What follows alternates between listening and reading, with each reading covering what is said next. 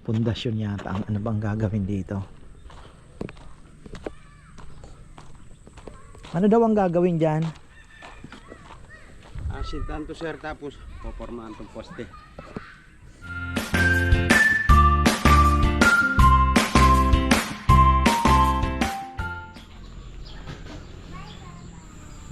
Bye, Papaw. Papaw ang tawag sa akin ni Nene. Ayan mga ka-farmer, sa magandang buhay. Ayan, lechon day ngayon, pero tayo naman ay i-feature natin yung ayan, tapos na yung kubo na semento na din po yung flooring. Kaya lang kulang po tayo sa mga table. So tapos kulang pa, alam ko, ng isa pang coating ng ano yon, ng gloss yung upuan, yung palochina. Tapos tayo ay tawag dito, ito pinapaayos na ni Papayam yung sa island nga, yung sa may poste, maasintahan na daw, ay mabuhusan na. Tapos ayun, para unti-unti po nating ano, kasi ngayong ngayong Sabado at Linggo, syempre meron po tayong sa lechon house ano, so hindi naman sila makapagtrabaho doon. Sabi ni Bebe, wag na munang halo ng semento. Sa bagay wala na rin naman, so di ko alam kung ano ang plano ni Bebe doon, kung okay na yon o itatiles pa muna. Kung menos gastos, wag na munang i-tiles. Ayun. So sina Junjun naman, gusto ko mapasok itong island kasi nakalimutan ko na kung ilan ba ang tansya kung tambak pa na andyan. So sana wala na masyadong marami, pero hindi naman na siguro aabot ng 20 yan. Ayan, ito na yung lamesa, napakaganda. Hindi ko po alam kung tapos na ba ito. Mukhang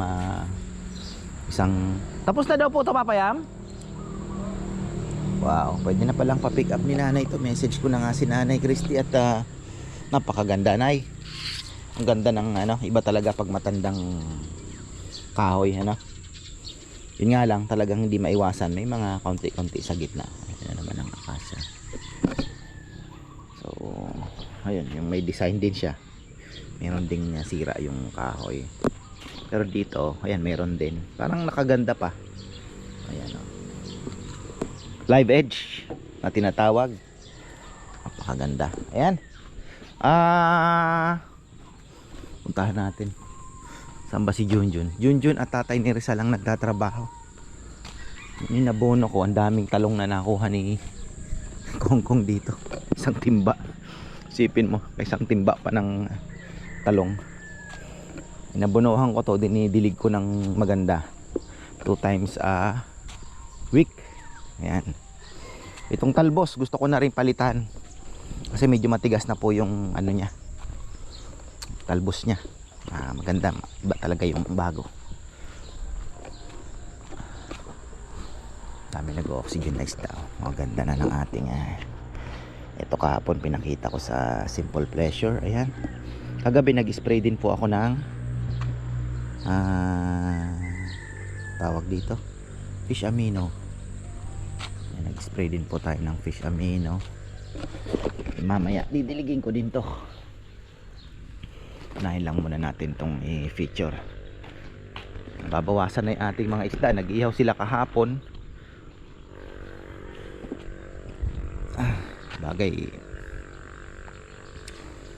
ano tawag dito, marami na din po kasi dumami bigla. Ngayon namang medyo mataas na yung tubig natin. Almusal po ata muna sila, pero si Junjun nag-almusal na dito. So ayan, oh. Ayan, tamo, pumasok po yung tubig. Nung tumaas, meron na namang pumasok. So ibig sabihin nakakatawid pa rin po yung tubig. Sana Ibig sabihin, ganyan kalalim, kalapad, nakakapasok pa rin. So, yan ang pinag-iisipan. Kailangan natin maplaplanuhan tong gagawin ni Bebe. Ako, para sa akin, yan, ulit-ulit kong sinasabi, ang gusto ko sana, wala na tayong gagamiting pump pag magtatapon ng tubig dito. Pinaka the best talaga is gravity. So ang disadvantage naman, mukhang hindi natin marireach yung gusto kong lalim ng pond kasi tataas masyado dito, masyado pong tataas. Unless magtatambak ka, i-elevate mo yung yung gusto mong parang pool, diba? I-elevate mo, tatambak na naman. Pero hindi naman ganun kalaki ang itatambak. Pwede din naman aakyat ka, diba? Aka-elevate ng konti para mas pa-maximize natin yung lalim ng fish pond. So yun, pwede naman yun, pwede. So ayan, konti na lang po, tingnan nyo, ayan na lang. Tapos may scrape pa doon na ililipat. Merong nga nahulog na isang doon, dinamp. Okay lang naman yan. Ito. Tapos ito. So ito. And ayun, medyo nakahinga-hinga na tayo. Medyo nakahinga-hinga na. At sabi ko nga kay Bebe, stop po na muna yung pagpapatambak. Ayusin na muna yung sa tulay, etc. Kung dito, then tingnan natin, pahinga muna ng konti lang dahil mabigat pa rin ang ating yung time, ang anong hinahabol natin, di ba? February na, bilis ng panahon. Pagdating ay March, April na, ayun, papasok na naman ang tag-ulan, baka mamaya hindi na makapasok yung truck. So yan po yung ating na-anticipate na before bumuhos yung mga thunderstorm. Kasi pag sunod-sunod na po ang thunderstorm, lalambot na ng lalambot ito, hindi na makakapasok yung ating mga yung truck po. So wala na naman. So dito walang problema kasi kahit tag-ulan natin tirahin itong pero syempre magiging problema natin yung yung dito naman lalambot, di na makakapag-park yung sasakyan. Unti-unti lang, laki-laki din pong gastos kaya lang tayo, relax lang. Mamatay ata itong aking bayabas. Alam niyo kung bakit? Napakapangit po ng lupang ito. Yung tinambak dito yung lintik na yung tawag dito, yung napakatigas. Pero ako po ay may good news. Ang good news ko ay yung santol ni Lola ay ang daming bulaklak. Yan, didilig tayo ng konti dito para naman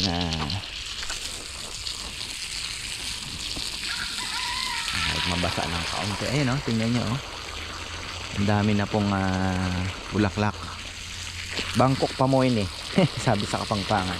Ito po ay galing sa buto kaya mahirap mahirap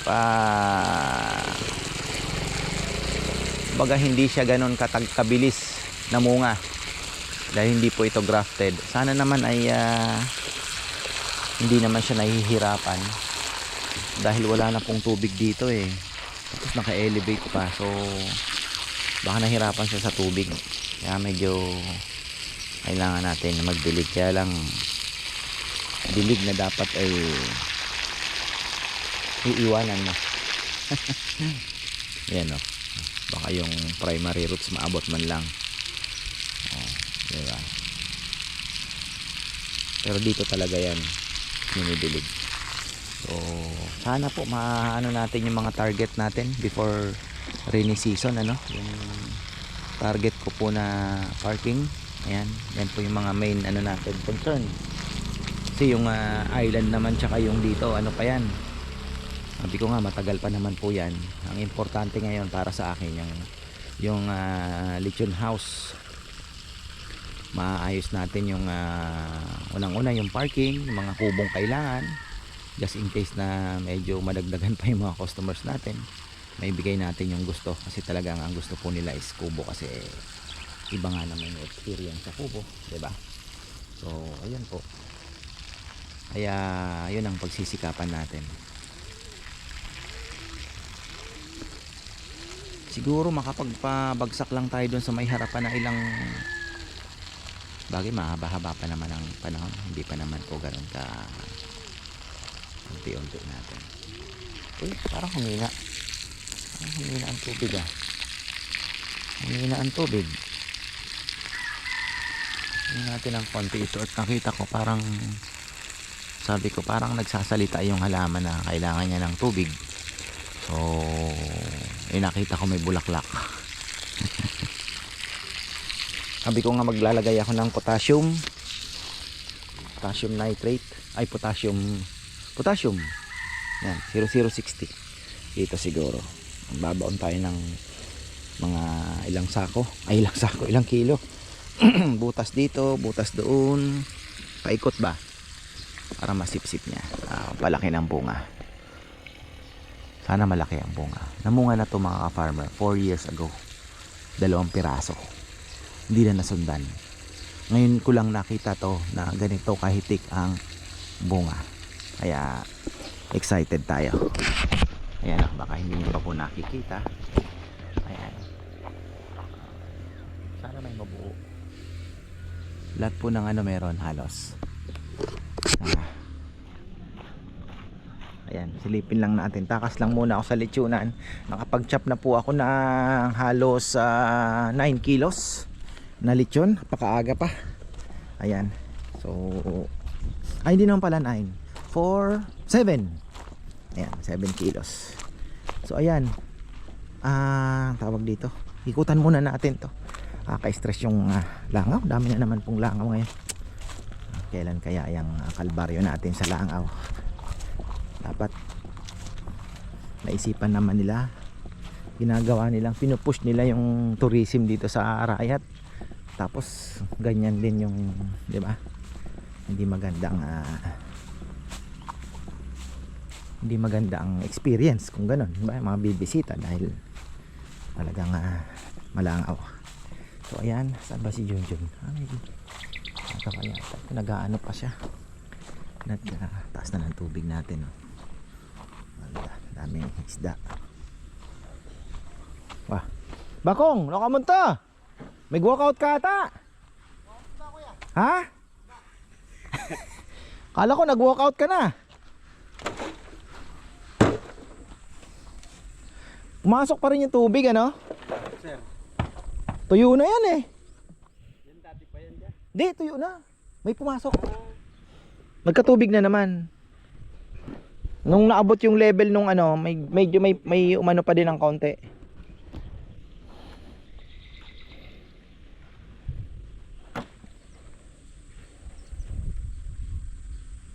Pero halos masasara na, yun na lang. Eto.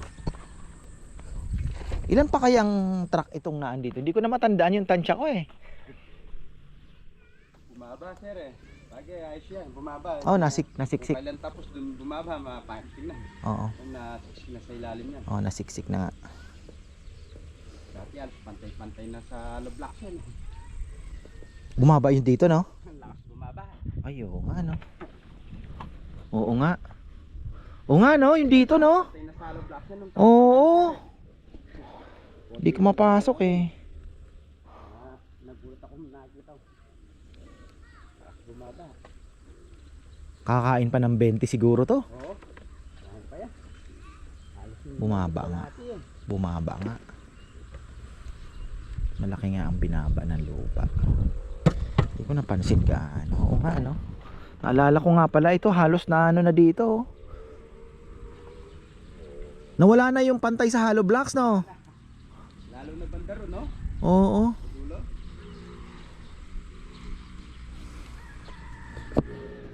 Matindi.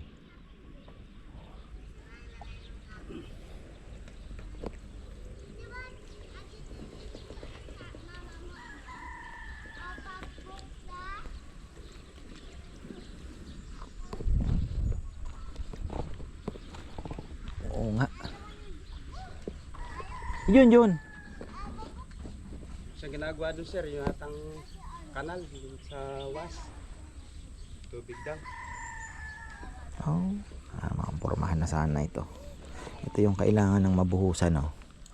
Tapos maasintahan din, hollow blocks din yan. Ipit, ayun din. Para mabuo na natin yung, yun nga lang, pagka tinapos na natin yan, hindi ko po alam yung kung anong gagawin nila sa tulay. Kung ikakabit na natin yung tulay, popormahan na yung tulay. Pag pinormahan na natin yung gagawin na natin yung tulay, bago tayo mag tambak dito. Pero yun ang mga isa sa mga isisingit natin.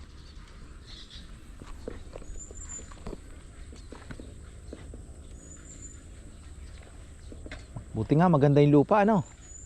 Hindi gaanong yung nakaraan talagang buo-buo na ang lalaki. Mahirap buti yan, medyo buhagag, oh.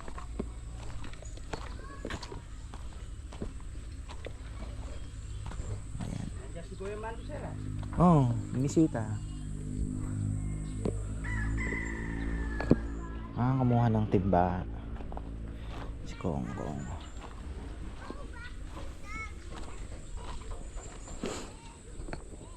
Masok talaga pa rin yung tubig.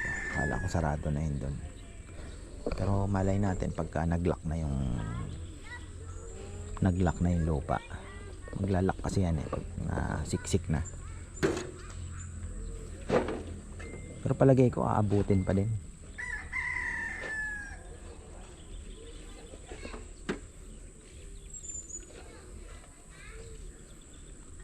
Abutin pa din yan. Ay ginagawa ni Junjun. Uy, ayan, balikan natin tong ginagawa ni Junjun. So ayan, halos napatag na po. Kaya lang talagang gumanon, no? Kailangan maayos pa yan. Sipag din ang tatay ni Rizal. Malakas pa po ito. At sabi ko nga, malaking tulong din po yan yung ginagawa po itong ating mga dito sa pond. Napakalaking tulong. Papakain pa pala ako ng isda din. Alas 2 na. Maaga ang pahinga. Maaga makapag-relax. Ayan. Ate Gina, thank you po sa inyo. At hope to see you again, syempre. Ayan. Wow. Okay na. Konti pa pala. So ito na lang. Pundasyon yata ang ano bang gagawin dito. Ano daw ang gagawin dyan? Asintahan to sir, tapos popormahan tong poste. Natampakan Hindi kasama dapat sa tambakan, no? Tinampakan Trabaho. Tambakan. Oo. Kailangan matibay ito. Sa bagay kasi pag ganun po yan pa-curve po yung ano yan. Yung magiging ayos nung daan.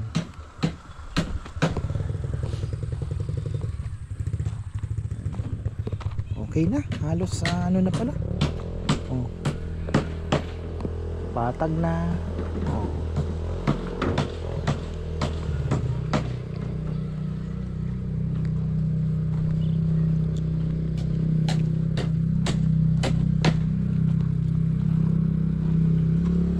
Masaya yung mga isda kasi nakapaglagay po tayo ng tubig.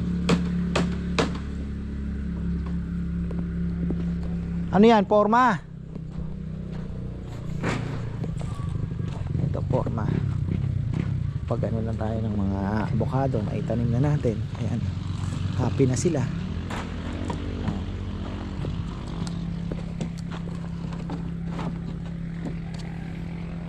Paano palang magiging ano yan dyan yung tulay natin? Wala nang paayan, ano? Kaya? Kaya naman yun. Pero maraming bakal yun siguro, no? Marami. Pero yan, tubo ang gagamitin natin dyan. Tubo? Ganyan siya. Tapos Pwede yung ganun na. Oo. May pag ganun siya. Okay, okay. So magkakaroon din siya ng ano no. Ganun muna. Oo. Ganun muna. Oo. Yan yung pinaka-frame niya. Diba, konti lang yung ganun. Oo. Para siyang ano, Pa-curve ng konti. curve ng konti. Oo. O, susunod yung ano niya. Guyabnan. Oo. Yung railing. Ganun din. Yun. Ganun din. Gusto nga ni Bebe, yung railing daw, yung parang net na malalaki. Net. Oo. Net na yung pinakaharang niya. Lubid na lang. Lubid, yes, lubid. Curve na rin. Lubid na lang. Kaya itong gawin natin. Oo. Curve ng konti. Kaya, wala na itong ito. Naka-curve na sila. Oo. Tapos lubid na lang daw. Maganda nga namang medyo ano ng konti, di ba? Safe pa rin naman 'yan.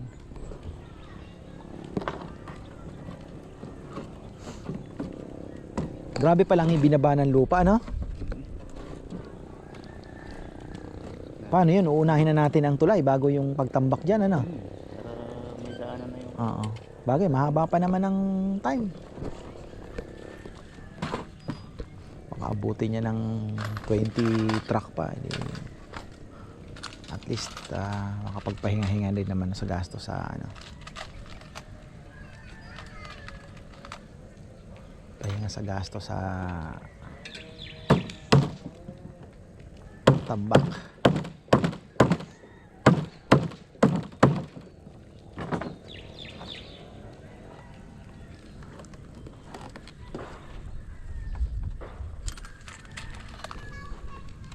Hindi naman bumaba ng ano. Ganda oh, may mga bunga na po lahat ng saging natin.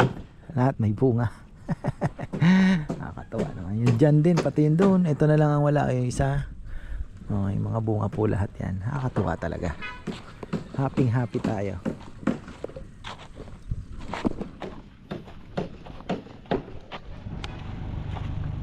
Ayun na, magpakain na tayo ng isda. Tapos na tayo. Sino yung nakaanong yon na nagsusunog-sunog na yon? Jun. Ayan. So, gaano sila? Bubuhos. Yan. Tinalang, may trabaho pa rin mga farmer. Diba? So, yung papaya ko, oh, ganda oh. Yan oh, nagbubunga. So, lagi po nadidilig yan. Ayun din. Meron pa dito yung dalawang magkatabi. Marami ding bunga. Ayan. Nagsanga nga oh. Ayan oh, daming bunga. So, hopefully mapalaki natin ang mga bunga niyan. Late na oh, taas na. Ayan. Tapos na rin tayo. Si Kongkong na magpapakain ng mga kalapate. Ayan. Biniro, umaga naman matatapos. Kailang kilo kaya kaming lechon ngayon? Ano, smooth na smooth pero ang galing. Yung isang buo po, siguro mga natirhan lang ng halos pangkain na lang po yung natira. Nabili din yung isang ulo. So okay pa rin naman. Pero kumbaga parang yan na yung pinaka matumal namin in a long time. Parang ganon. So ayan yung mga ayungin natin. Dito pala sa Suba Farm, yan maiba po tayo. Ewan ko si tata, yung kasi Suba yan eh, pamilya po nila. Marami din daw pong ayungin na nahuhuli. So mayroon pong ayungin talaga sa mga ano pa rin ano. Marami daw pong nahuhuling ayungin doon sa fish pond.